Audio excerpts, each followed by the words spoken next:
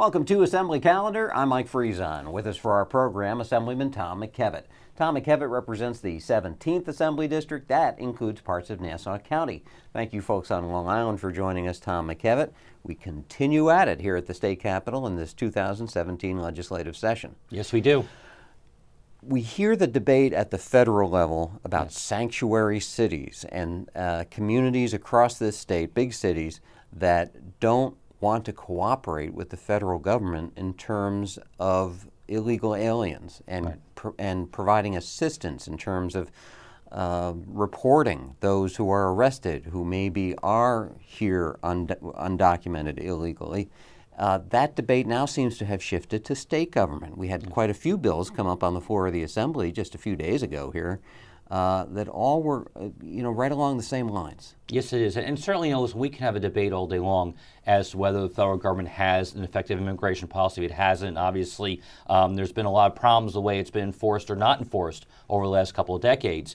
But, one thing that we do have to realize is we do have a federal system where some responsibilities are the states and some responsibilities are the federal government.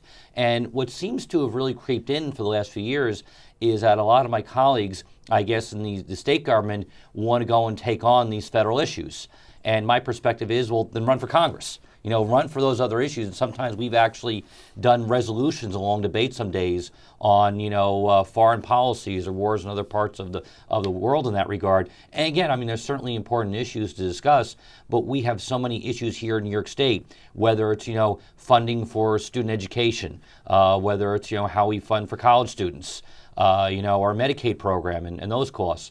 And again, there seems to be a package of bills designed to really confront that immigration issue. And what's really amazing to me is that, we have local police who are there to go enforce the laws, and now we're telling them not to enforce certain laws. And even go and cooperate with federal officials. And again, many times we have a drug enforcement policy, the FBI, and certain situations where our local police have had good working relationships for years. And now our local police and even state police are being told that you can't go and cooperate with the local officials or even, let them know if you have certain people who are being detained. To me, this is just a very interesting way how we're looking at our policy.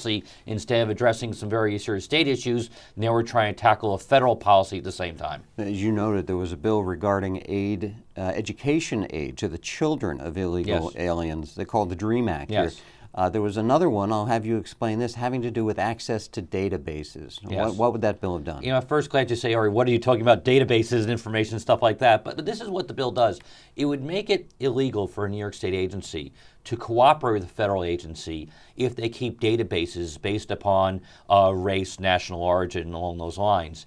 And I think what the intent of the bill is to say that, we don't want to go in New York State have a list of those who are not here legally or not here or who are undocumented, so the feds can just take it and figure out who to deport or not to deport. And we can certainly have a legitimate debate on that issue. But the way the bill is written was much different than that. It was much broader and says you should not cooperate. It doesn't say that you should not cooperate with immigration and customs enforcement or immigration. It deals with any federal agency whatsoever. And one example I have is the Small Business Administration. Small Business Administration has had a program for many years called the 8A program. It just deals with section that deals with the law that addresses the issue.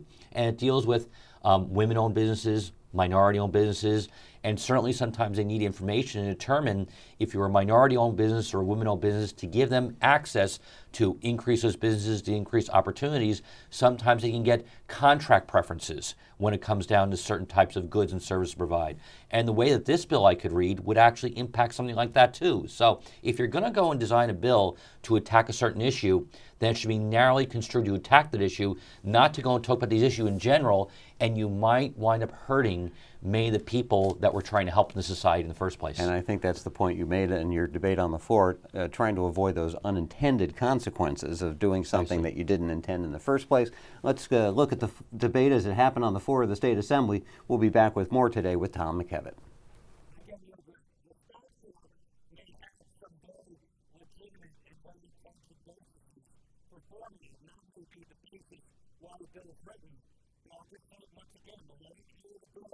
Use the following categories which no state agency can participate in: race, color, creed, gender, sexual orientation, religion or national ethnic origin, Again, there are certain types of federal programs, such as the SBA program, which gives advantages for contracting for minority-owned businesses or women-owned businesses.